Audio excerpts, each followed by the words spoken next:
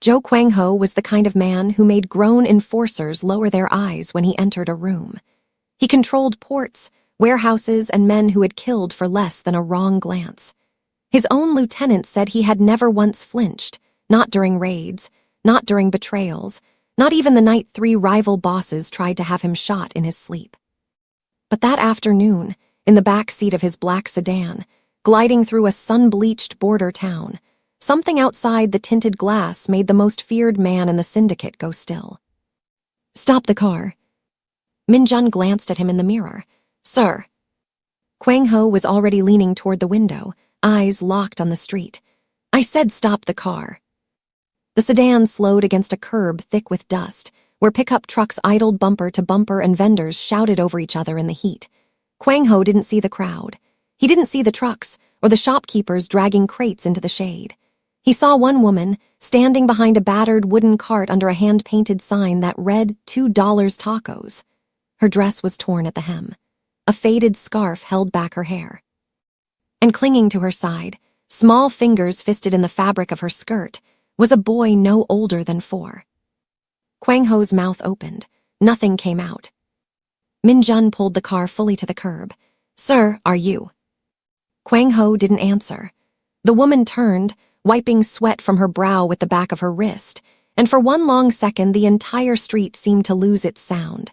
It was Michelle, the woman he had spent 4 years telling himself he despised, because despising her hurt less than missing her. His hand found the door handle and stopped there, trembling. That single detail made something in his chest twist violently, because Joe Kwang-ho's hands did not shake. Not in front of rival bosses, not with a gun to his ribs, not once in 17 years of running an empire built on fear, but they were shaking now. Michelle crouched, gathering the boy into her arms, murmuring something Kwang-ho couldn't hear through the glass. The child fussed, and she pressed him closer, rocking gently, the way a woman holds a child she is terrified someone will take from her. A customer pointed at a tray of tortillas. Michelle straightened, forced a smile onto her face, and it broke something in Kwang-ho to see it, because it wasn't her real smile. He remembered her real one. The one that used to appear when it rained, when she'd laugh and spin in it while he stood under an umbrella insisting she'd catch a cold. She used to tell him love was worth more than money. He used to tell her that was easy to say when you'd never been poor. Now she was standing in the dirt, selling tacos for $2 each, with a child on her hip. "Who is that boy?" Kwang-ho said, so quiet Min-jun almost missed it. "Sir." Kwang-ho turned his head slowly. His voice didn't rise. It never needed to. "I asked you who that child is." Min-jun stared through the windshield, jaw tight. "I don't know, sir." Kwang-ho looked back at the boy, dark curled hair, round cheeks, and a stare that was far too serious for a face that small. Then the boy shifted, and Kwang-ho caught it, a thin dragon-tail birthmark curling behind his left ear. The exact mark every Joe male had carried for 3 generations. The air left his lungs like a fist had found them. "No," he whispered. Min-jun heard it that time. "Sir." Kwang-ho was already pushing the door open before the car had fully stopped. Heat hit him like a wall. Dust settled over shoes that cost more than most of the vendors on that street made in a year. People turned to stare, because men who looked like Joe Kwang-ho did not simply appear on roads like this one. He crossed the dirt toward her, each step slower than the last, and Michelle looked up, and every muscle in her body went rigid with a fear of 4 years old. Before we go further, drop a comment telling us where in the world you're watching from right now. If this kind of story hits different for you, hit that like and subscribe, because Kwang-ho's world is about to fall apart in ways even he never saw coming. Let's get into it. Michelle's hand tightened around John's shoulder, pulling him half a step behind her. "You're not welcome here," she said, voice shaking but steady enough to hold. "Michelle." Her name came out of him like something he hadn't let himself say in 4 years. "Don't." She said it like a wall going up brick by brick. "Whatever you came here to do, Kwang-ho, you're not doing it to him." His eyes dropped to the boy again. The birthmark, the eyes, the frown that was, impossibly, his own frown at 4 years old, staring back at him from a photograph he hadn't looked at in over a decade. How old is he? Kwang Ho said. It wasn't really a question. Michelle's jaw locked. 4. The math detonated in his skull. He didn't leave her. He never left her. Someone made it so she had no choice but to leave him and took his son with her. Who told you I sent men after you?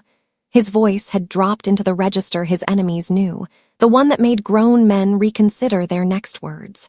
Who told you to run? For the first time, Michelle's fear cracked into something colder, something that had been waiting 4 years to be said out loud. A man with a silver cane gave me 12 hours to disappear, she said. Or he told me you would. The dragon boss of souls stood frozen in a dusty border market, staring at the sun he never knew he had, and somewhere behind him, in a marble office soaked in incense and old loyalty, Elder Han had no idea the truth had just found its way home. A silver cane, Kwang Ho repeated, and the words landed in his chest like stones dropped into still water, sending out ripples he couldn't stop. Michelle didn't flinch this time. 4 years of swallowing her fear had worn a kind of armor into her spine, and now that the truth was finally out of her mouth, she seemed almost lighter for having said it, even as her arms stayed locked around John's shoulders. You want to stand there and act surprised, she said. You built that world, Kwang Ho. You put men like him in charge of deciding who lives and who disappears. Don't you dare look at me like this is news to you. It is news to me. His voice had dropped to something low and dangerous, but for the first time in longer than he could remember, the danger in it wasn't aimed at her. I never gave that order. I never knew you were gone until the morning I woke up and your side of the bed was cold and your phone rang out to nothing. Because he made sure of that. Michelle's eyes glistened, but she didn't let a single tear fall. She had done her crying already, years of it, alone in rooms with no one to see. He came to the apartment while you were in Busan handling the shipping contracts. He didn't raise his voice. He didn't have to. He set an envelope of cash on the table and told me I had 12 hours to be gone, and that if I tried to reach you or tried to come back, ever, he would make sure neither of us survived long enough to regret it. John shifted against her hip, sensing the tension in his mother's body the way children do, without needing the words. Michelle pressed a hand to the back of his head, steadying him, steadying herself. He's 4 years old, Kwang Ho, she said, and something in her voice cracked open, raw and furious all at once. Do the math. Do the math you've been too much of a coward to do since the moment you saw that birthmark. Kwang Ho's jaw tightened. He had done the math. He'd done it standing beside the car, watching a boy with his own father's eyes stare back at him from a face too young to carry that kind of weight. 4 years. The same 4 years since the morning he'd been told his wife had stolen 20 million in syndicate funds and vanished without a trace. The same 4 years he'd spent hatting a woman who, it was becoming devastatingly clear, had never betrayed him at all. Describe him to me, Kwang Ho said. The man, every detail. Michelle studied him for a long moment, as if deciding whether he'd earned the right to ask. Then, maybe because the anger in her needed somewhere to go, she let it out. Older, silver hair combed back like he'd never once in his life allowed a strand out of place. Glasses with thin wire frames. He spoke soft, like a grandfather giving advice, except every word felt like it had a blade folded up inside it. She paused. And the cane. Silver head, shaped like something I didn't recognize at the time. I've had 4 years to forget his face, Kwang Ho, and I still see it when I close my eyes. There was only one man in Kwang Ho's world who fit that description down to the last detail. The same man who had stood beside him at his father's funeral. The same man who had taught him, patiently, over years, how to read a room full of liars. The same man who, 6 hours after Michelle disappeared, had walked into Kwang Ho's office with a forged wire transfer and a story about a woman who'd never really loved him, and had watched Kwang Ho's heart turn to stone with what Kwang Ho, at the time, had mistaken for sympathy. Elder Han. The name moved through Kwang Ho like poison finding a vein, quiet and total. He thought of every year since. Every year he'd let that grief calcify into something meaner, colder, more willing to hurt other people, because he'd convinced himself the world had already taken the softest part of him, and there was nothing left worth protecting. He thought of the men he'd ruined in that time, the deals he'd broken, the sleep he'd lost, all of it built on a lie one man had constructed brick by careful brick. A lie designed, Kwang Ho now understood with sickening clarity, not to protect the syndicate at all, but to protect Elder Han's grip on it. "Say his name," Michelle said quietly, watching his face change. "I want to hear you say it because I've been carrying it alone long enough." "Elder Han," Kwang Ho said, and even his own voice sounded unfamiliar to him, thin with a rage that had nowhere yet to land. Michelle nodded slowly, like a verdict had finally been read after a 4-year trial. "Then you already know what kind of man you built your whole empire around." Here, for one suspended moment, neither of them spoke. The market noise pressed back in around them, someone haggling over the price of avocados, a radio playing tinny music from a stall 2 tables down, a dog barking somewhere past the trucks. The whole ordinary world going on, indifferent to the fact that a man's entire understanding of his own life had just been split down the middle. And it was John, small and solemn, who broke the silence, looking up at his mother with the particular bluntness only a child can manage. "Mama, why is he crying?" Michelle looked at Kwang Ho then, really looked, and saw for the first time in 4 years that his eyes were wet, and that the man in front of her, the one who had built an empire on the promise that he never showed weakness to anyone, was standing in the dirt of a border market with his composure in ruins. But there was something else in Michelle's face, too, something she hadn't let herself ask out loud yet, something that would have to wait its turn. If Elder Han had been willing to threaten her life and steal 4 years just to keep her away from Kwang Ho, what exactly had he been so afraid she would tell him? Kwang Ho didn't answer John's question. He couldn't, not yet, not with the truth still raw and unfinished in his chest. Instead, he straightened, and something shifted in him, grief hardening fast into purpose, the way it always had, except this time the purpose wasn't aimed at Michelle, and it wasn't aimed at the innocent. It was aimed, finally, at the man who deserved it. He turned toward the car, where Min Jun stood half out of the driver's seat, watching the whole exchange with the stunned stillness of a man realizing the ground under his loyalty had just cracked open. "Min Jun," Kwang Ho said, and his voice had gone cold in a new way now, not the cruelty Michelle remembered, but something sharper, something aimed. "Turn the cars around. We're going back to Seoul." "Sir, the border route." "I don't care about the route." Kwang Ho was already moving, already shrugging back into the version of himself the syndicate feared, except this time it wasn't hunger for control driving him. It was 4 stolen years, and a son who didn't know his father's face, and an old man in wire-rimmed glasses who was about to learn exactly what kind of storm he'd spent 4 years pretending he'd buried. Elder Han has some very old lies to answer for. And I intend to make sure he answers for every single one of them. He looked back once more at Michelle, at John still gripping the fabric of her skirt like it was the only solid thing in the world, and something passed over his face that wasn't quite an apology, because he knew words weren't enough yet. It was a promise instead. "I'll be back," he said, "and when I come back, I won't be asking permission to make this right. I'll already be doing it." He got in the car. The door shut with a sound like a verdict. And as the black sedan pulled away in a slow cloud of dust, Michelle stood at her stand with her son in her arms, watching the man who had once been her whole world disappear down the same road that had taken everything from her 4 years ago. Except this time, she understood, he wasn't running from the truth. He was finally driving straight into it. If Elder Han's lies made your blood boil the way they did ours, don't just sit with it, take it out on him. Comment, expose him below, because a man like that doesn't get to hide behind silver hair and soft words forever. And if you need something to hold on to while you wait for justice to come, we've got it for you. This isn't the only story that'll wreck you and heal you in the same breath. We've put together 2 full novels. One will break your heart, the other will heal it.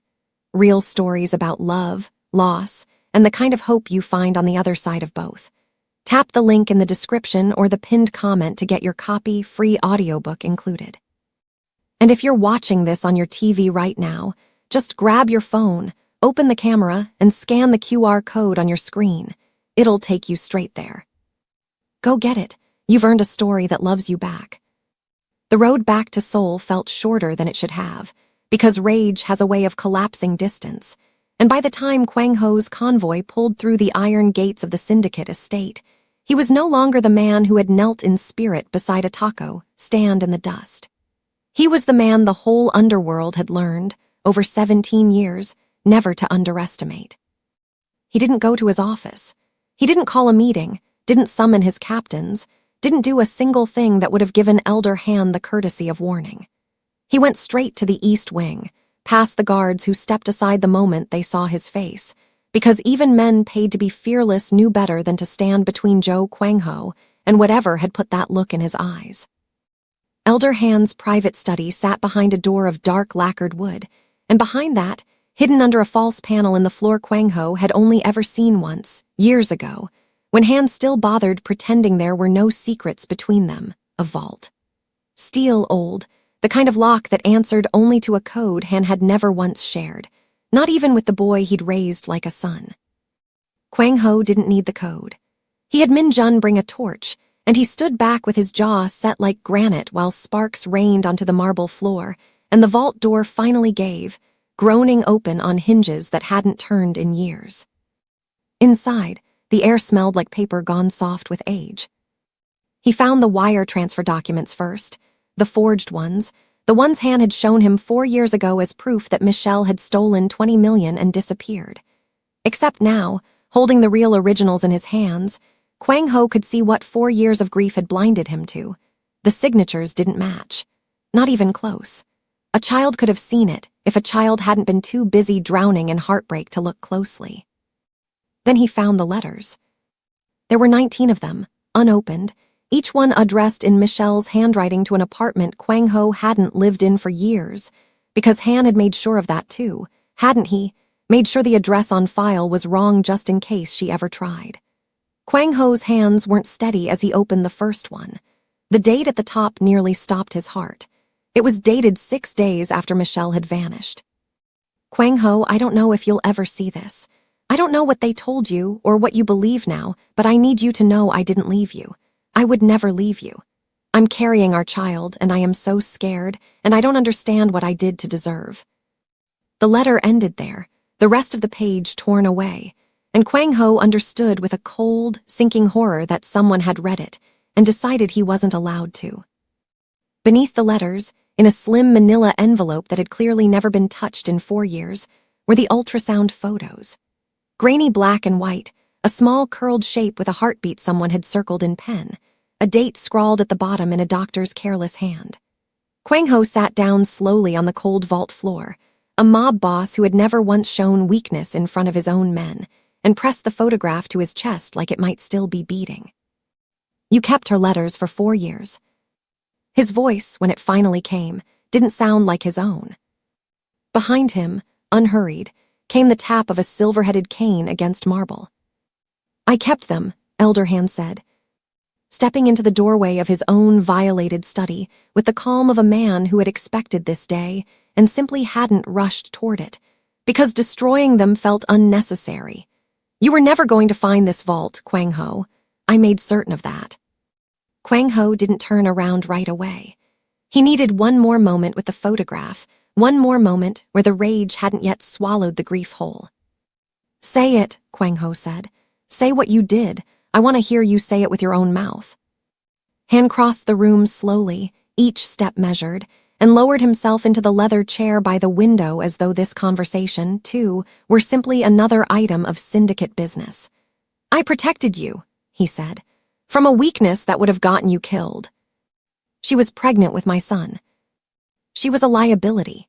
Han's voice never rose. That was the worst part of him. He had never once needed to raise his voice to be terrifying.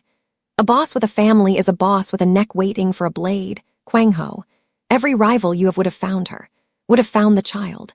And the moment they did, you would have stopped being a man who ruled through fear and become a man who could be controlled through love. I have buried enough sons in this business to know exactly how that story ends. So you decided for me.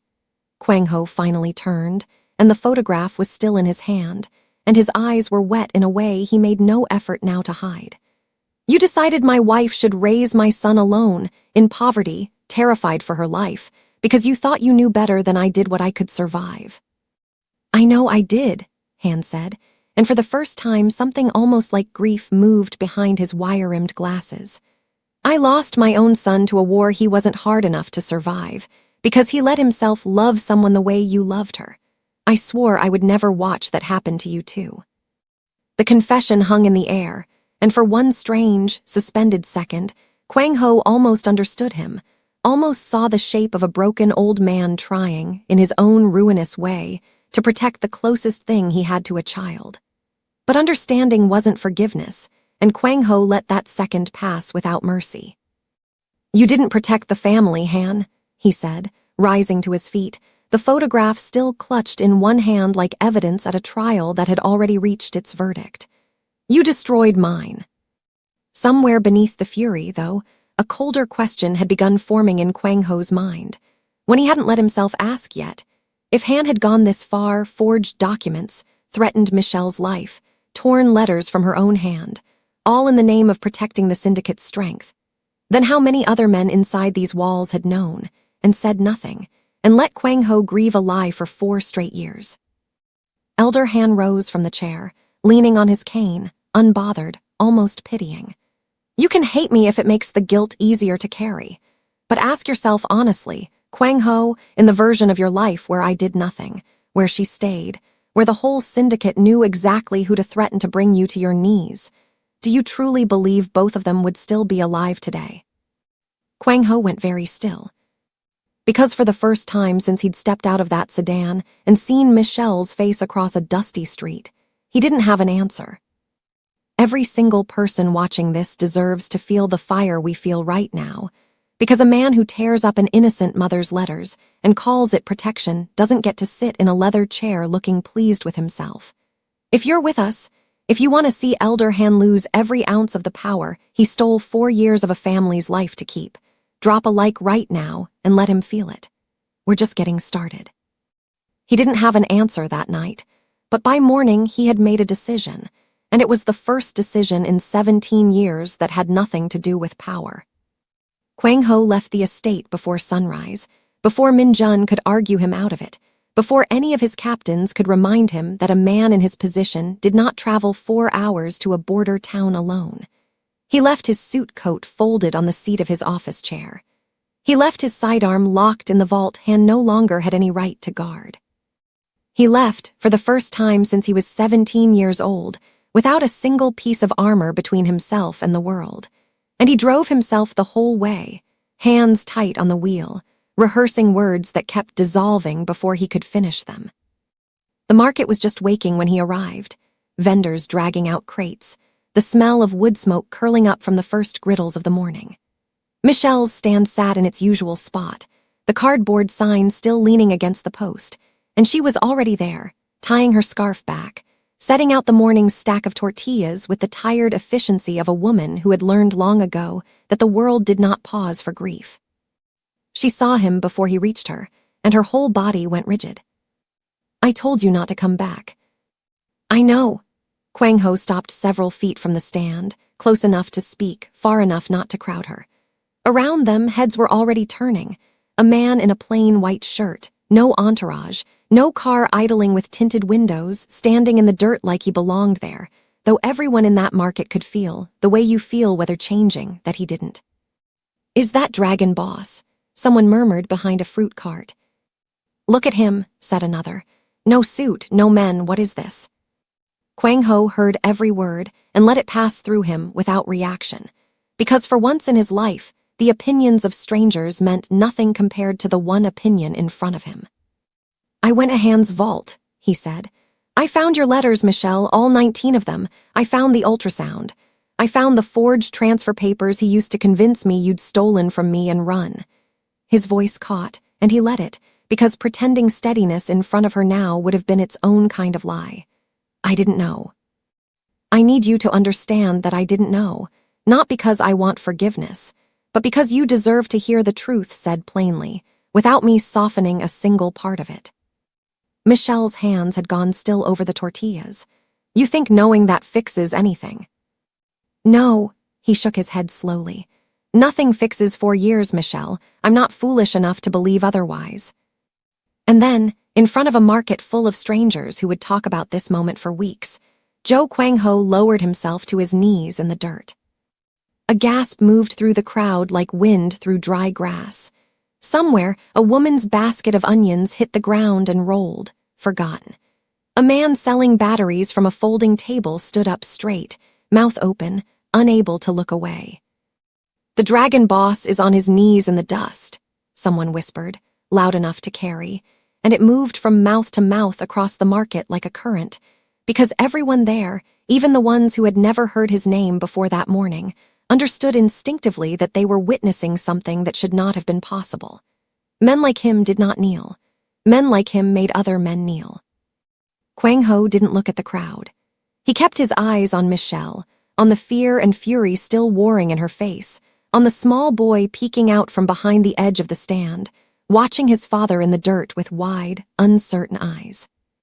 "I'm not here to buy my way back into your life," Kwang-ho said, reaching into his shirt pocket with careful, deliberate slowness, and pulling out the folded ultrasound photograph, its edges softened now from being held too many times on the drive down. "I'm not here to take John from you, or to prove I'm powerful, or to remind this whole market who I am. I already know who I am, Michelle. That's the problem.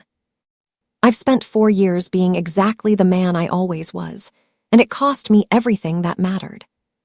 He held the photo out to her, hand steady now, though everything else in him wasn't. "I want the chance to become someone else, someone he can be proud of, and I know I haven't earned even the right to ask for that yet." Michelle stared at the photograph in his outstretched hand, and something in her face cracked, just slightly, just enough for Kwang-ho to see the woman underneath 4 years of hardened survival. The woman who used to laugh in the rain, who used to believe love was worth more than money, before the world had taught her, brutally, that believing that had nearly gotten her killed. But she didn't take the photograph. "You think I want your money?" Her voice shook, but it didn't break. "You think showing up here on your knees erases what it was like, Kwang-ho, sleeping in the back of a bus station with a newborn because I was too afraid to stay anywhere more than 3 nights?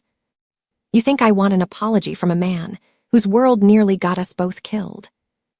"No," he said quietly, "I don't think that's what you want at all." "Then what do you think I want?"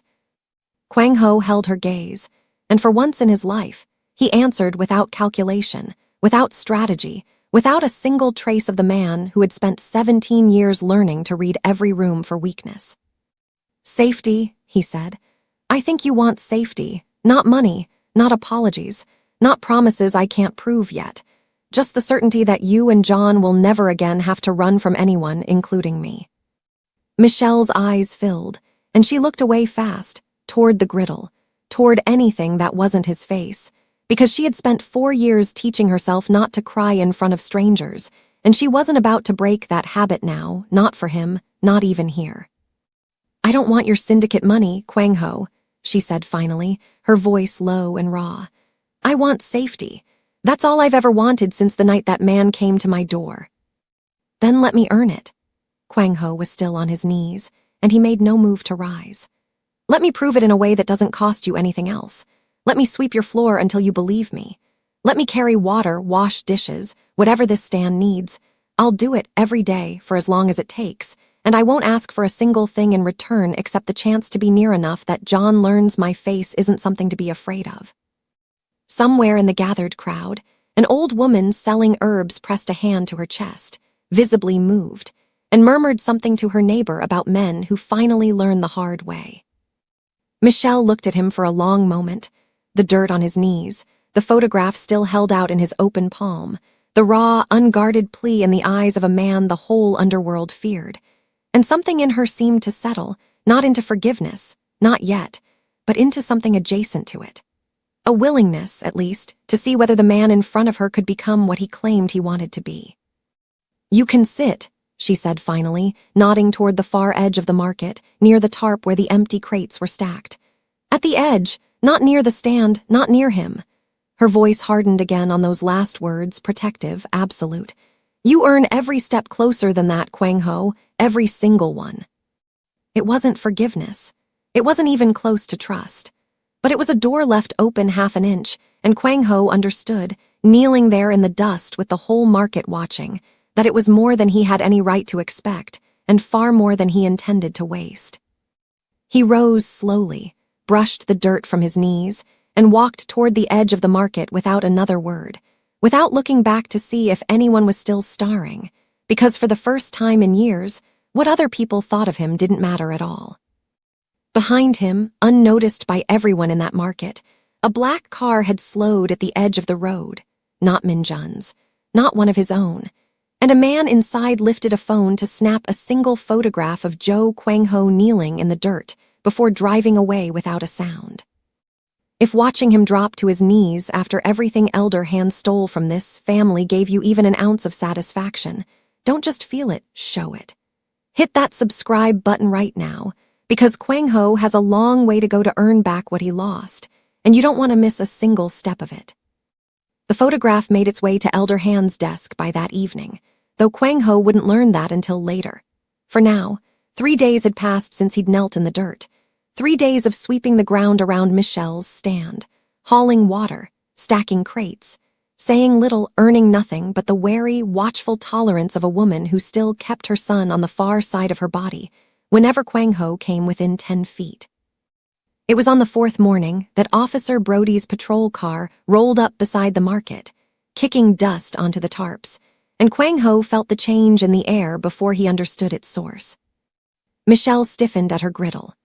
John, sitting on an overturned crate nearby with a coloring page Kwang Ho had bought him from a stall the day before, went quiet and small, the way children do when they've learned that certain footsteps mean trouble. Brody was a big man, sunburned and soft in the middle, with a badge that caught the morning light and a walk that suggested he expected the whole market to part for him, which, until that morning, it always had. He strolled up to Michelle's stand and rested one hand on the counter like he owned it. "Fees went up," he said, not bothering with a greeting. "Effective today. Vendor license inspections due, and word is your paperwork's got some irregularities." He smiled, slow and unpleasant. Be a shame if Child Protective Services heard a woman was raising a boy out of a roadside cart with no fixed residence on file. Michelle's hand tightened around the spatula until her knuckles went pale. "You know exactly where I live, Officer Brody. You've been to my door twice this month already." "Paperwork's paperwork." He shrugged, glancing toward John with a look that made every muscle in Kwang Ho's body go taut. "Kid looks a little thin, don't he? Social services might have questions about that too." Kwang Ho set down the crate he'd been carrying with deliberate slowness. "Touch that child," he said, and his voice was quiet in the way that made people who knew him go pale. "And your badge won't be the only thing you lose." Brody turned, sizing him up, a man in a plain shirt with dirt still under his fingernails from 3 days of sweeping a market floor, and laughed, short and dismissive. "And who exactly are you? Her new hired help?" "Something like that." Kwang Ho didn't raise his voice. He didn't need to. There was something in his stillness that made even Brody's smirk falter, some instinct buried deep in men who'd spent their whole careers bullying people too poor to fight back. A recognition, however faint, that he'd misjudged what kind of man was standing in front of him. Michelle's eyes cut sideways to Kwang Ho, sharp with warning. "No guns, Kwang Ho, you promised me." "I know what I promised." Kwang Ho didn't move toward Brody. He didn't clench a fist, didn't reach for anything at all. He simply pulled his phone from his pocket, calm as a man ordering lunch, and dialed a number he hadn't used in years, not because he'd forgotten it, but because he'd never before needed to use power this quietly. "This is Joe Kwang Ho," he said, when the line connected. "I need the district's municipal vendor lease records pulled within the hour. Every lease, every license, every officer with signing authority in the border zone." A pause. "Yes, all of it. And I want the county's outstanding infrastructure bond bought out before noon. Wire whatever it takes." Brody's smirk had started to slip. "The hell is this supposed to be?" Kwang Ho lowered the phone but didn't end the call, holding Brody's gaze the entire time. "You said her paperwork has irregularities. Let's find out whose paperwork really does." The market had gone quiet around them, vendors pausing mid-transaction, drawn by the particular electricity of watching someone finally stand up to a man they'd all been too afraid to challenge for years. An old woman selling herbs stepped a little closer, arms crossed, watching Brody with an expression that had clearly been waiting a long time for this moment. Minutes passed. Brody shifted his weight, glancing toward his patrol car as if reconsidering the wisdom of staying. Kwang Ho waited, unbothered, patient in a way that unsettled Brody far more than a raised fist ever could have. Then Kwang Ho's phone buzzed. He read the message, and something almost like satisfaction moved across his face. Not triumph, exactly, but the quiet certainty of a man watching a plan land exactly where he'd aimed it. "I bought the entire district court 30 seconds ago," Kwang Ho said, turning the phone so Brody could see the confirmation on the screen. A legal transfer, a county bond acquisition, and beneath it, a document freshly signed and time-stamped, terminating every municipal contract Brody's department held with the local vendor authority. "Which means, as of this morning, your department answers to a new civil oversight board. And that board has already received a full financial audit of every officer on this route, including several very interesting deposits into your personal account over the last 2 years, Officer Brody." Brody's face drained of color. "You can't," he started. "I already did." Kwang Ho's voice remained level, almost gentle, which somehow made it more frightening than if he'd shouted. "You have exactly 1 hour to turn in your badge before the state investigators I've already notified arrive to do it for you. I'd use that hour wisely if I were you." For a long moment, Brody stood frozen, caught between the instinct to bluster and the dawning, sickening realization that the ground had shifted permanently beneath him. Then, without another word, he turned and walked stiffly back to his patrol car, and the market watched him go in a silence that slowly, deliciously, broke into murmurs of disbelief and something that sounded almost like celebration. Michelle exhaled, long and shaking, and looked at Kwang Ho with an expression he hadn't seen from her yet, not warmth, not quite, but something close to astonishment. "You didn't touch him," she said quietly. 3 days ago, I would have sworn you'd have put a bullet in him before he finished that sentence." 3 days ago, I might have. Kwang Ho slid the phone back into his pocket, and for the first time since he'd knelt in the dirt, he allowed himself something close to a small, tired smile. "But you told me you didn't want violence near him. I meant it when I said I'd earn your trust a different way." Michelle studied him a moment longer, something shifting behind her eyes, some old wall settling half an inch lower than it had been that morning. She didn't say anything else. She didn't need to, the look on her face said enough, and John, watching from his crate, tugged at her sleeve. "Mama, is the bad man in trouble?" "Yes, baby," Michelle said softly, pulling him close. "The bad man's in a lot of trouble." But even as the market buzzed with relief around them, one detail nagged at the back of Kwang Ho's mind, small and cold, refusing to let him fully enjoy the victory. Brody hadn't come to the stand on his own initiative that morning. Corrupt as he was, he'd never once raised the fees, never once threatened social services, not in the 3 days Kwang Ho had been watching. Someone had sent him. Someone had wanted Michelle rattled, wanted her afraid enough to make a mistake. And Kwang Ho had a growing, uneasy certainty about exactly whose silver-headed cane had set that particular threat in motion. The suspicion about Elder Hand's hand in Brody's threats hadn't even settled into something Kwang Ho could act on before the sky, over the border town, turned the color of a bruise. It happened fast, the way desert storms always do. 1 hour the air was still and heavy with heat, and the next, a wall of brown dust was rolling in across the flatlands like something alive, swallowing the horizon whole. Vendors scrambled to lash down their tarps. Michelle grabbed John from where he'd been playing near the crates and pulled him against her chest, shouting for Kwang Ho to help her get the stand's awning secured before the wind tore it loose. They barely made it inside the thin-walled shelter behind the market before the storm hit in full, wind screaming through every gap in the wood, dust hissing against the tin roof like static, the whole structure groaning under the force of it. John started crying almost immediately, small hands pressed over his ears, and Michelle held him tight, murmuring reassurances that Kwang Ho could see cost her more than she let show. It was maybe 20 minutes in when everything changed. John's crying shifted into something else, a thin, high wheeze that caught in his throat and wouldn't let go. Michelle felt it before she understood it, felt the way his small body went rigid against hers, his breaths turning shallow and desperate, his lips beginning to take on a bluish tint in the dim light of the shelter. John, baby, look at Mama." Her voice cracked wide open with a fear Kwang Ho hadn't heard from her yet, not even in the market, not even facing down Brody. "Kwang Ho, something's wrong. He can't breathe right. He's never."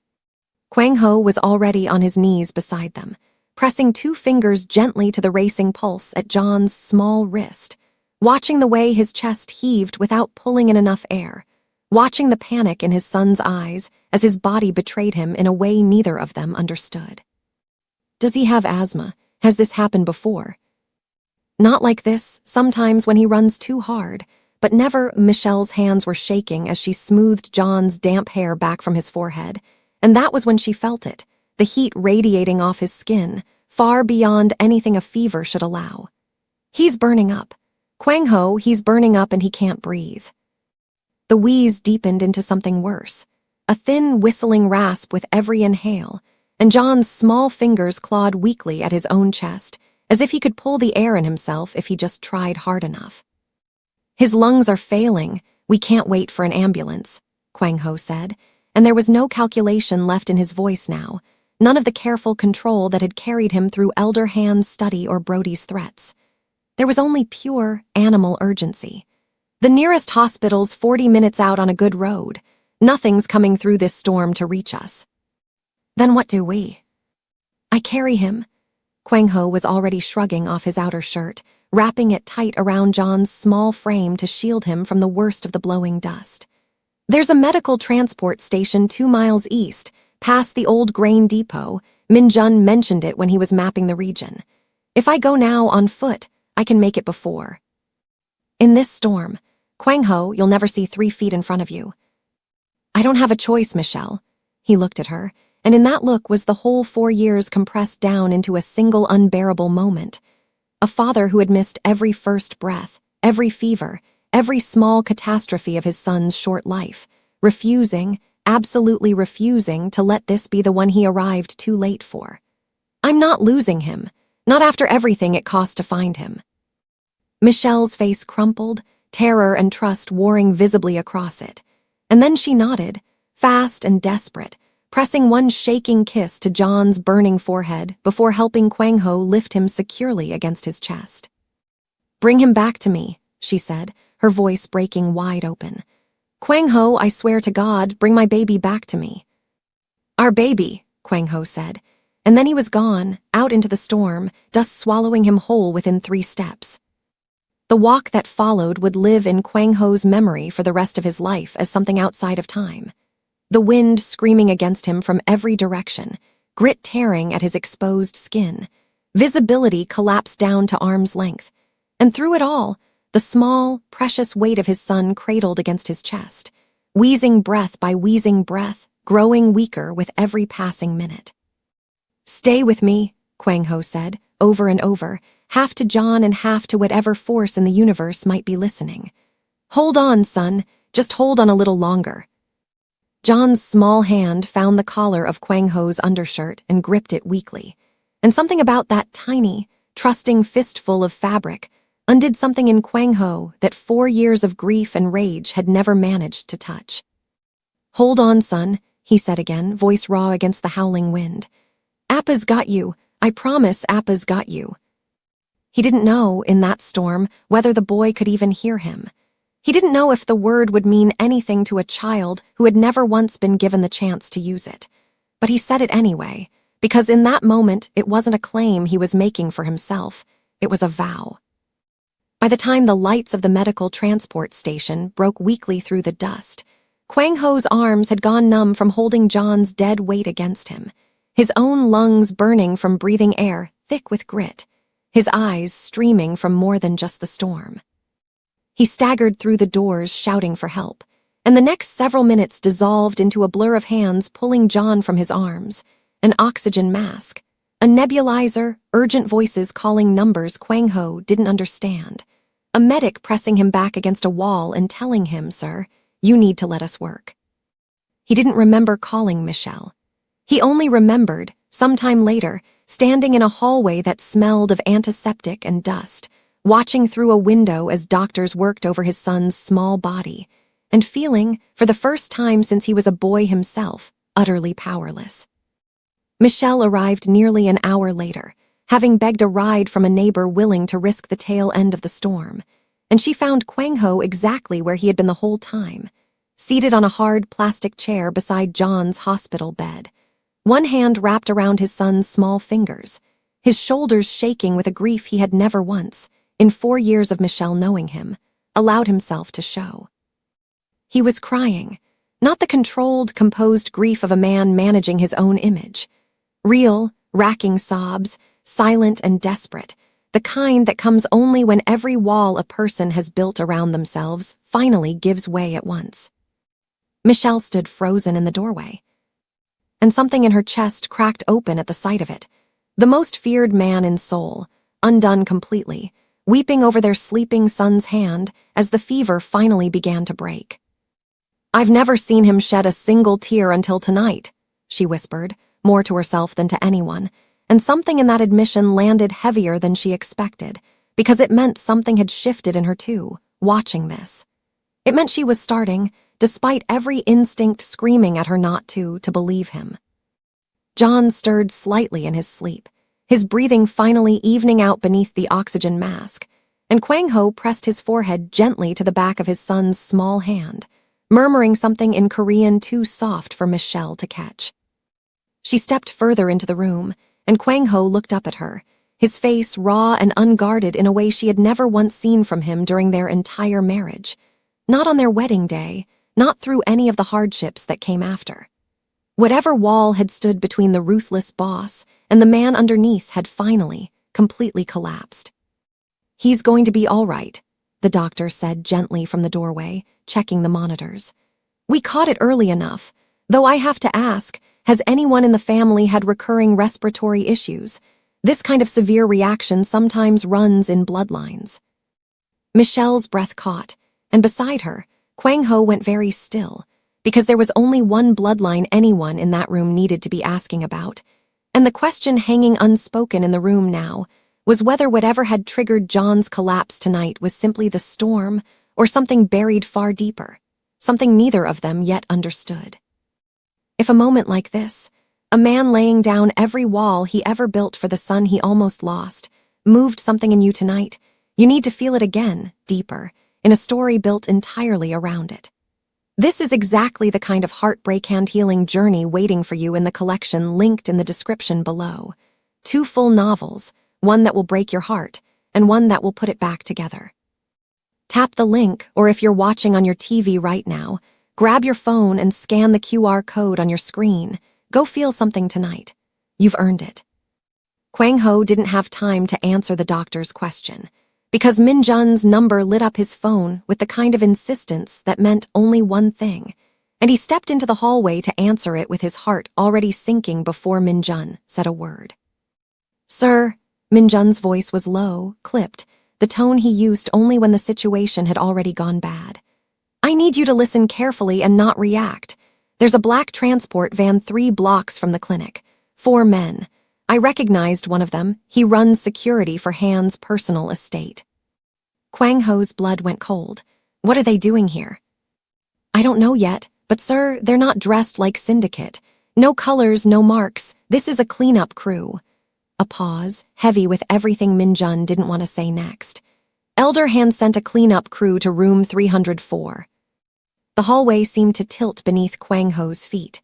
Room 304 was John's room. Michelle's room. The room where, 30 seconds ago, a doctor had been asking gentle questions about bloodlines while Kwang Ho let himself believe, for one foolish, exhausted hour, that the worst of the night was already behind them. "How long?" he said, already moving back toward the door. "Minutes, maybe less." Kwang Ho didn't waste breath answering. He pushed back into the room, and Michelle looked up from John's bedside, some instinct in her going instantly alert at the change in his face. She had learned, over the last week, to read the difference between Kwang Ho controlling a room and Kwang Ho bracing for one to fall apart. "What is it?" she said, already rising, already pulling John's blanket closer around him. "We need to move him, now." He just fell back asleep, Kwang Ho. He's still on oxygen. "Michelle." Kwang Ho's voice dropped into something she'd never heard from him before, not fear exactly, but the razor-edged focus of a man calculating exactly how many seconds stood between his family and catastrophe. "There are men coming for this room. I need you to trust me right now more than you've trusted me in 4 years, because there is no time to explain." Whatever Michelle saw in his face in that moment must have been enough, because she didn't argue again. She scooped John into her arms, oxygen tubing and all, the boy stirring weakly against her shoulder, and followed Kwang Ho out into the hallway where Min Jun was already waiting, 2 of Kwang Ho's own men flanking him, weapons concealed but present. "Service stairwell," Min Jun said. "East side. I've got a car waiting 2 blocks past the loading dock." "Go," Kwang Ho said. "I'll hold the wing." "Kwang Ho," Michelle's voice cracked with something between fury and terror. "You are not staying here alone." "I'm not alone, and I am not letting anyone reach this hallway." He met her eyes, and for the first time all night there was no apology in his expression, no plea for trust, only absolute, unshakable certainty. "If a single bullet strays near that child, this entire syndicate burns to the ground, and every man in Seoul knows I mean that. Go, now. Min Jun will get you safe. I will be right behind you." She hesitated one more second, one long, searching second, as if trying to memorize his face in case this was the last time she saw it. And then she turned and ran, John clutched against her chest, Min Jun and the 2 guards moving in a tight formation around her toward the stairwell. Kwang Ho turned back toward the nurse's station, and his voice, when it came, carried the kind of authority that made every staff member in earshot freeze mid-motion. "Lock down the medical wing now. No one in or out of this floor except hospital staff with visible ID. If anyone in a uniform you don't recognize tries to enter, you call security and you call it loud." A nurse fumbled for the intercom, and within seconds the wing's alarm system began its low, insistent whine, doors sealing along the corridor with a mechanical hiss. It didn't take long for the first of Han's men to reach the floor. Kwang Ho met them at the stairwell door, 3 men in plain civilian clothes, moving with the too careful precision of professionals trying not to look like professionals, and the moment their eyes locked on him standing alone in the hallway, all pretense dropped. "Step aside, Kwang Ho," the lead man said, low and even. "This doesn't have to go badly for you." "It already has," Kwang Ho said, "for whoever sent you." The man reached for something at his waistband, and Kwang Ho moved before the motion finished, years of training surfacing instantly, precisely, without the wasted rage that had defined so much of his life until now. He drove the man's arm wide and up, disarming him in one clean motion, the weapon clattering uselessly to the tile, and used the man's own momentum to put him hard into the wall. The second man lunged, and Kwang Ho caught his wrist mid-strike, twisting until the man dropped with a strangled gasp, weapon skidding away. No shots fired. No blood on the floor beyond a split lip and a bruised jaw. Kwang Ho had spent his whole adult life mastering violence as a language, and tonight, for the first time, he used it with restraint instead of vengeance. Because Michelle's voice was still in his head, no guns, Kwang Ho, and because somewhere down that hallway, his son was sleeping in his mother's arms, and Kwang Ho would be damned before he let this become the kind of night John's life started with instead of the kind it recovered from. The third man hesitated at the sight of his 2 partners on the ground, and that hesitation cost him.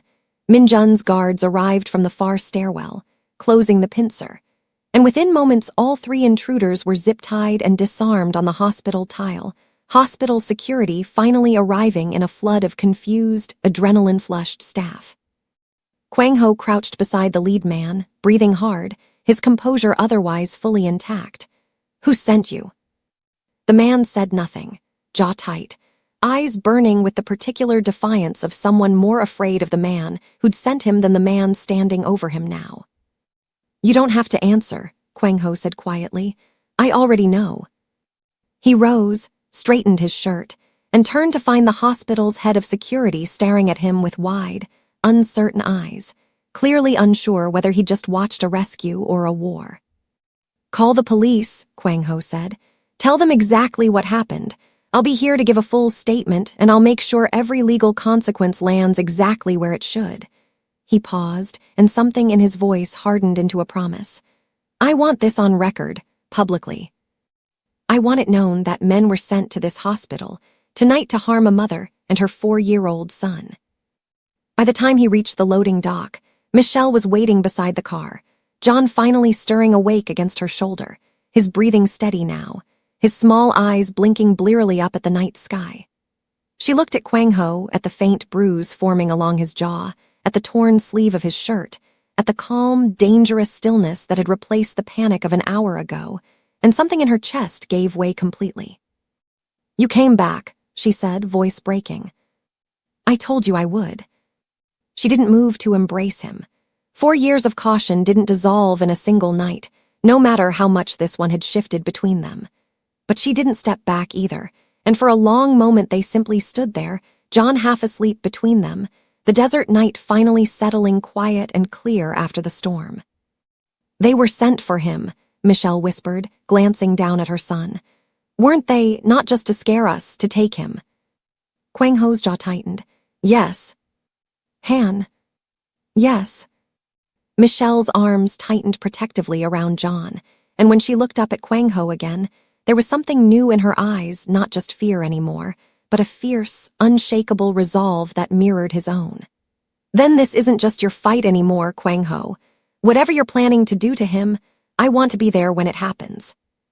Kwang Ho studied her for a long moment, weighing the danger of that promise against the truth of what she was asking, and understood, with a clarity that settled deep into his bones, that he was no longer the only one in this fight who had something to protect and something to avenge.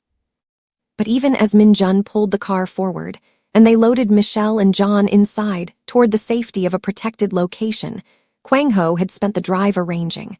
One question sat cold and unanswered in the back of his mind. How had Elder Han known they were at that clinic at all, when only a handful of people inside Kwang Ho's own inner circle, had known where to find them that night? The answer to that question arrived 2 days later, quiet and devastating, when Min Jun pulled Kwang Ho aside in the safe house kitchen and confessed, voice raw with shame, that one of the drivers on Han's own payroll had been tracking Kwang Ho's vehicle movements for months, a leak Min Jun had missed, a leak that had very nearly cost them everything. Kwang Ho didn't waste time on anger. He had one use left for that information, and it wasn't punishment. It was leverage. The regional syndicate assembly convened once a year in a private hall on the top floor of a Gangnam tower, a room reserved for the 12 most powerful bosses in the country, men who rarely agreed on anything except the value of tradition and the danger of surprises. Elder Han sat at the head table that morning exactly where he always sat, silver cane resting against his knee, glasses catching the light, composed as a man who had spent 4 decades believing himself untouchable. He did not expect the doors to open before the session had even been called to order. Kwang Ho walked in first, and the room went instantly deathly silent, not because his presence was unusual, but because of what followed him.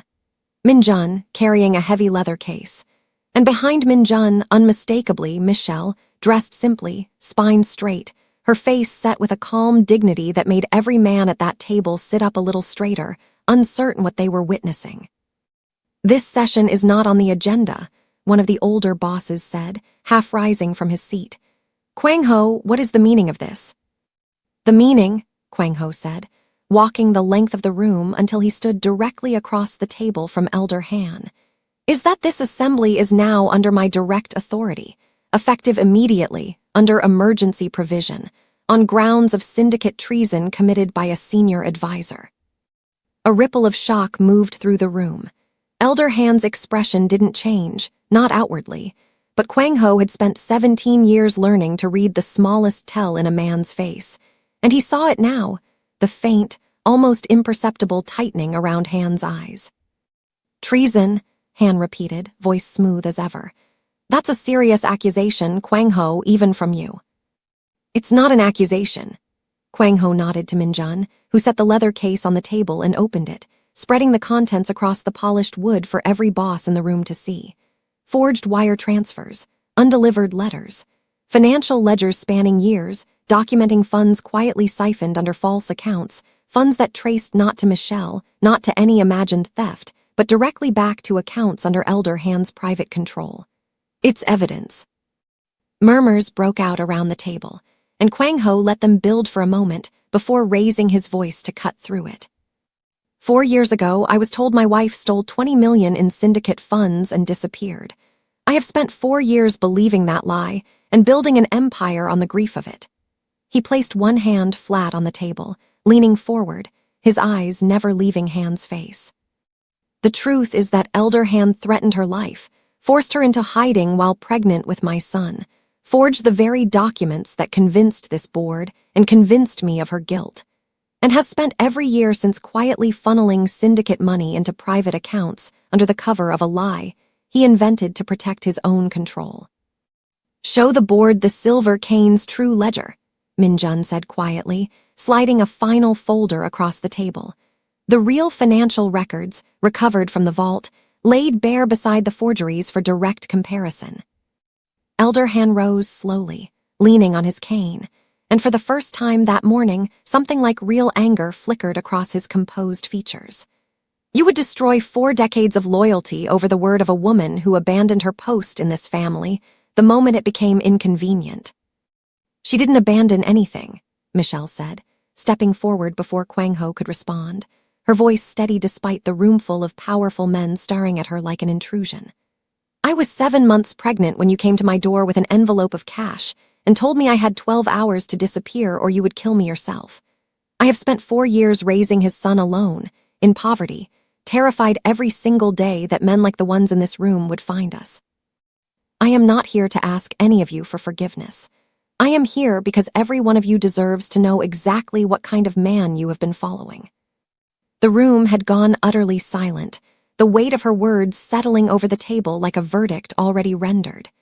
Even the oldest, most hardened bosses shifted uncomfortably, unable to meet the quiet, unwavering dignity in her eyes. Elder Han's composure finally cracked, thin lines of real fury breaking through decades of careful control. "You have no idea what I sacrificed to keep this syndicate strong. I lost my own son to weakness, to exactly this kind of sentiment, and I refused to watch it happen to Kwang Ho too." "You didn't protect me," Kwang Ho said, quiet and absolute. "You made me into you, and I am done being that." For a long moment, nobody moved. Then Elder Han's eyes shifted, almost imperceptibly, toward the far side of the room, toward the windows lining the tower's western wall. And Kwang Ho, watching him closely, caught the motion and understood, with a cold jolt of dread, exactly what it meant. "Get down," he said, already moving. "Kwang Ho, behind you." Min Jun's shout came half a second too late. The window shattered inward with a sharp crack, and Kwang Ho didn't think. He moved on pure instinct, closing the distance to Michelle in a single stride and throwing his body between her and the line of fire just as the second shot rang out. The impact hit his shoulder like a fist made of fire, spinning him half around, and he staggered but didn't fall, one arm still locked protectively around Michelle as chaos erupted through the assembly hall. Guards scrambling toward the shattered window, bosses diving for cover, Min Jun already moving toward the exposed rooftop across the street where the shot had come from. "Kwang Ho!" Michelle's scream cut through the pandemonium, her hands finding the spreading dark stain at his shoulder, her face white with terror. "You're hit! Someone help him, please." "I'm fine," Kwang Ho said through gritted teeth, though the world had gone sharp and swimming at the edges, adrenaline the only thing keeping him upright. He kept his body angled in front of hers even as blood soaked through his shirt, refusing to move, refusing to give whoever was out there a clear line again. "Get her to the floor. Now." Security flooded the room within seconds. Syndicate guards finally moving against Han's remaining loyalists as the truth of the ledgers and the gunfire made the old man's guilt undeniable to every boss at that table. 2 of Han's personal enforcers were disarmed before they could reach the door. Han himself stood frozen at the head of the table, his careful composure finally, completely shattered, watching the empire he'd spent decades protecting collapse around him in real time. "You would have had her killed," Kwang Ho said, pressing a hand hard against his own wound, his voice ragged but unbroken, in front of this entire board rather than let the truth stand. Han said nothing. There was nothing left to say. The other bosses, shaken and grim, began rising from their seats one by one, and the oldest among them, a man who had known Kwang Ho's father, finally spoke into the stunned silence. "The board recognizes Zhou Kwang Ho's authority," he said quietly, "and strips Elder Han of all standing, effective immediately, pending full investigation." It should have felt like victory, and in some distant part of himself, Kwang Ho knew it was the vindication he'd fought 4 years to reach, the truth finally laid bare in front of the only people whose belief had ever mattered to the shape of his life. But all he could feel, as the room spun gently around him and Michelle's hands pressed frantically against his bleeding shoulder, was her voice, close and terrified and achingly familiar, saying his name over and over like a prayer she wasn't ready to stop believing in. "Stay with me," she whispered, echoing, without either of them realizing it, the exact words he'd said to John in the storm. "Kwang Ho, please stay with me." And as the last thing he saw before the room finally went dark was her face above his, streaked with tears she'd sworn she'd never shed for him again, Kwang Ho understood that whatever came next, he had finally, after 4 years, given her the one truth she'd never stopped waiting for. He took a bullet meant for the woman he broke. After everything Kwang Ho put her through unknowingly, after everything Elder Han stole from both of them, does this moment change what you believe he deserves? Would you let a man like Kwang Ho back into John's life after watching this? Tell us honestly in the comments below. We want to hear it. He woke 3 days later to sunlight instead of darkness, and the first thing he saw was Michelle asleep in the chair beside his hospital bed, her hand still wrapped around his, as though she'd refused to let go even once in all that time. The recovery took 6 weeks, and Kwang Ho spent every one of them making decisions that would have been unthinkable to the man he'd been the day he stepped out of that sedan onto a dusty border road. He called the board back into session the moment he could stand without assistance, and in front of all 12 bosses, he did something no leader in the syndicate's history had ever done voluntarily. He stepped down.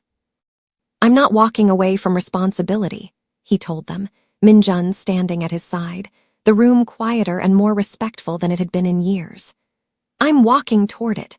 Min-jun will oversee the legal transition of every legitimate holding this syndicate controls, under full board oversight with quarterly audits open to review. I will remain a resource. I will not remain in command." There were objections, of course. Old men who couldn't fathom power being set down rather than seized, who muttered about weakness and softness in the same breath they'd once used about Elder Han's warnings. But something had shifted in that assembly hall the day the truth came out, and a bullet meant for an innocent woman had nearly ended Kwang Ho's life instead. Nobody in that room challenged him twice. Han himself was gone by then, remanded to a quiet, thorough investigation that would occupy the rest of whatever years he had left, and though Kwang Ho felt no satisfaction in it, he felt something steadier, the particular hard-won piece of a debt finally settled. He arrived back in the border town on a Tuesday morning in early autumn. No convoy, no suit, no driver. Just a truck he'd bought second-hand, a bag of clothes, and a shoulder that still ached when the weather turned. Michelle was already at the stand when he pulled up, tying her scarf back the same way she always had, and John was sitting on his usual overturned crate, drawing something with the stub of a crayon. "You're here early," Michelle said, not quite masking the small, surprised warmth in her voice. "I'm here every morning now," Kwang Ho said, and it wasn't a request. It was simply a fact he was laying gently on the table between them, the way a man lays down something he's finally certain of. That morning, and every morning after, Joe Kwang Ho tied on an apron that had once belonged to Michelle's mother, and stood behind the stand chopping onions until his eyes stung, dicing tomatoes with the careful precision of a man who had once negotiated million-dollar shipping contracts, and now applied that same exacting focus to getting the salsa just right. He learned to work the griddle without burning the tortillas. Though it took him nearly 2 weeks and more than a few ruined batches, Michelle teased him about mercilessly. He hauled water before sunrise. He restocked the cart before the morning rush. He learned the names of every regular customer, the widow who came every Thursday for extra cilantro, the schoolteacher who always paid $1 more than she owed and waved off the change. The most feared man in Seoul is prepping salsa at dawn, an old vendor from 2 stalls down said one morning, shaking his head in open disbelief, watching Kwang Ho carefully dice a mountain of onions with the same hands that had once, by reputation alone, made entire boardrooms go silent. Word travels fast, Kwang Ho said mildly, not looking up from the cutting board. Word travels faster than fast, brother. Half this town's still arguing about whether it's really you. Kwang Ho only smiled, small and private, and kept working. It was Michelle who finally asked the question that had clearly been sitting behind her eyes for days, watching him scrub down the cart one evening as the market emptied out around them. "You really gave up the dragon throne," she said slowly, testing the words, "for a wooden cart." Kwang Ho set down the rag he'd been using and looked at her, at the market settling into its evening quiet around them, at John chasing a stray dog 2 stalls down with the reckless joy of a child who had finally started sleeping through the night without nightmares. He thought of the marble halls of the syndicate estate, the fear that used to precede him into every room, the emptiness he'd mistaken for strength for 17 years. "This cart," he said quietly, "is the only throne that ever mattered." Michelle didn't answer right away. She looked at him for a long moment, something soft and unguarded moving behind her eyes, and then she turned back to stacking the day's leftover tortillas, though Kwang Ho caught the small, private smile she couldn't quite hide. He'd bought a plot of land 8 minutes down the road, small and unremarkable, and every afternoon after the stand closed, he worked alongside 2 local men he'd hired from the market, laying foundation and framing walls for a modest house, nothing like the estate he'd left behind. Nothing that announced itself to the world at all. Just 3 bedrooms, a wide kitchen window that would catch the morning light, and a yard big enough for a boy to run in without fear of anyone watching the road for danger. He didn't ask Michelle to move in. He didn't push, didn't assume, didn't let 4 years of longing curdle into entitlement now that the truth had finally cleared his name. He simply built it, quietly, patiently, the way he'd learned to do everything now, not as a demand, but as an offering she was free to refuse. John, for his part, had stopped flinching when Kwang Ho came near. Somewhere in the 6 weeks of onion chopping and water hauling and patient, unhurried presence, the wariness in the boy's eyes had softened into something curious, then something closer to trust. He'd started following Kwang Ho around the stand, asking endless questions.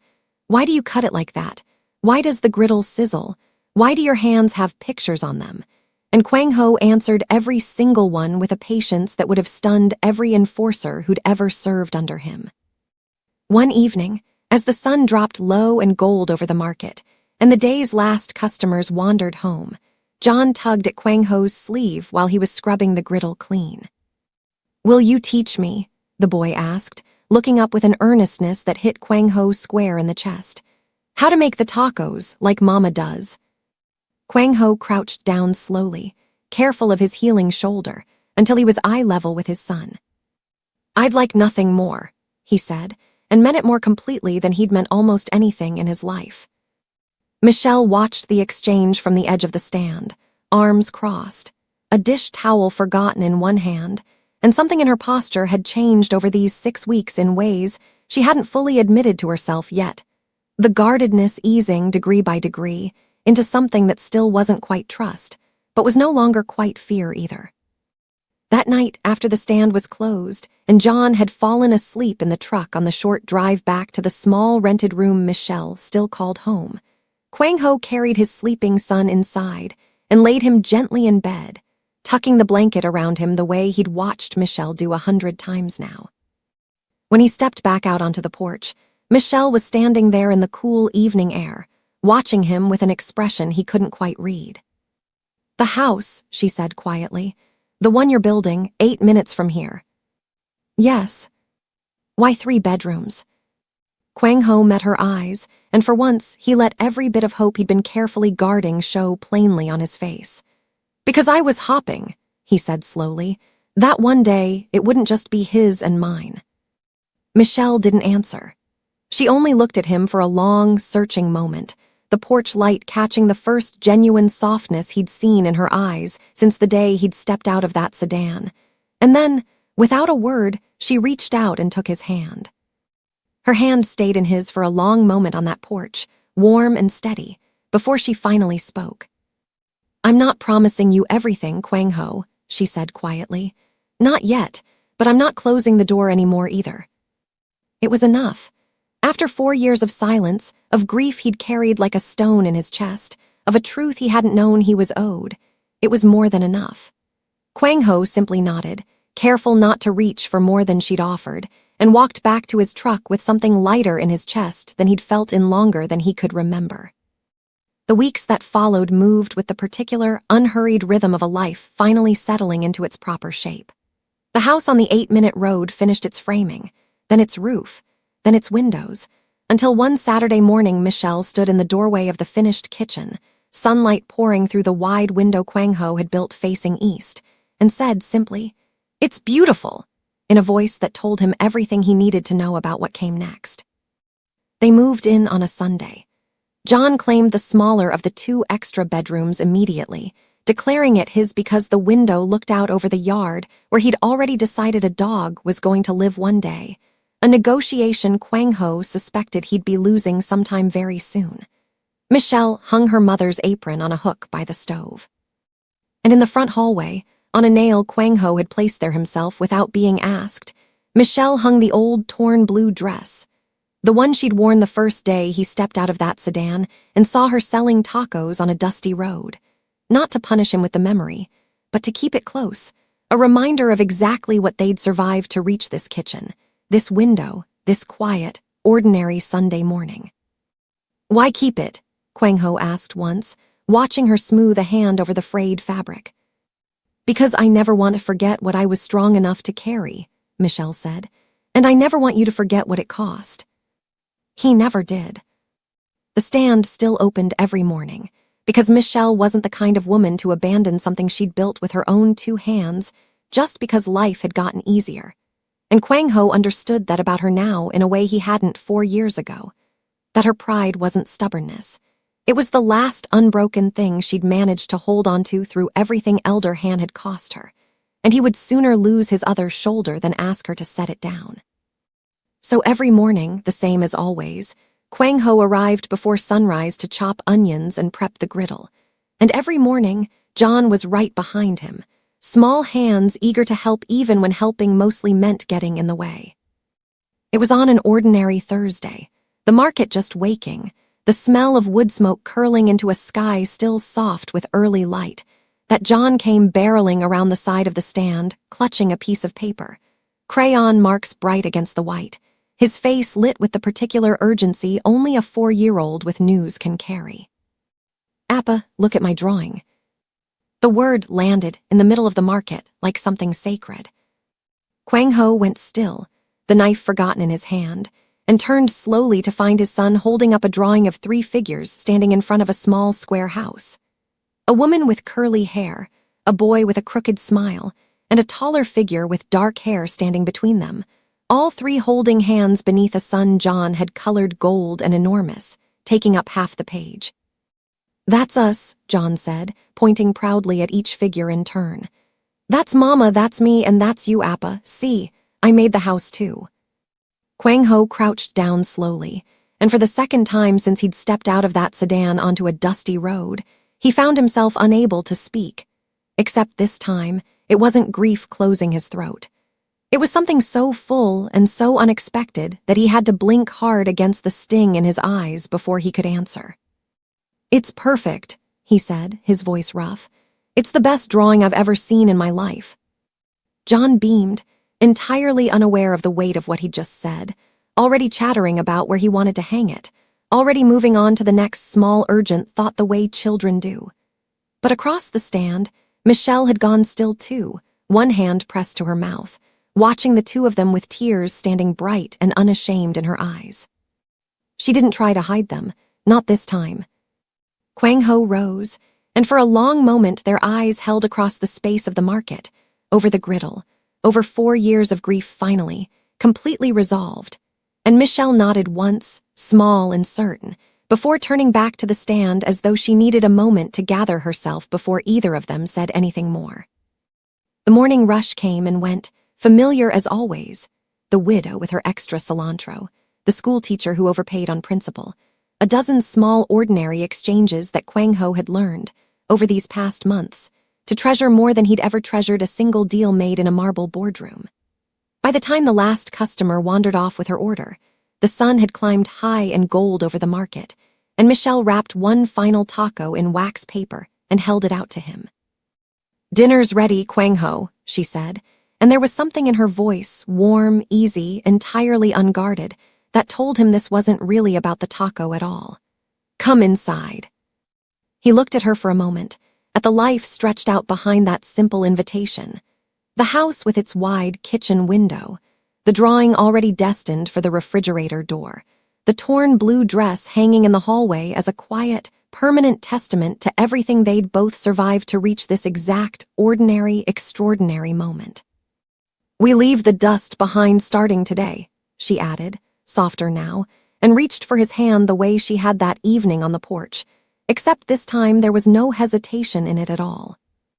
Kwang Ho closed his hand around hers, and together, with John running ahead of them chattering about his drawing and the dog he still hadn't given up hope of getting, the three of them walked the 8 minutes home, not toward an empire, not toward power, not toward anything the old Joe Kwang Ho would have recognized as worth having, just toward a small house with a wide kitchen window, where dinner was waiting, and a family that had somehow, against every terrible odd, found its way whole again.